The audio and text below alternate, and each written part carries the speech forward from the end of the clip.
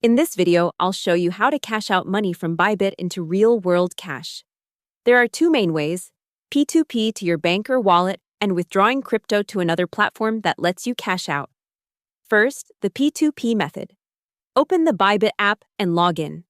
On the home screen, tap P2P Trading or go to Buy Crypto, then P2P. Switch to the Sell tab and choose the coin you want to cash out, usually USDT. Select your fiat currency, then use the filters to pick a payment method like bank transfer or e-wallet.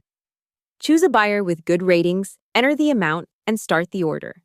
Send your crypto to the buyer as instructed, wait until you see the money in your bank or wallet, then tap Release to complete the trade. Second, you can withdraw crypto to another exchange or wallet if another platform in your country supports bank withdrawals. Transfer your crypto there by using Assets to withdraw, then cash out from that platform. Always double-check amounts, payment details, and buyer ratings, and never release P2P funds until you've confirmed you were paid.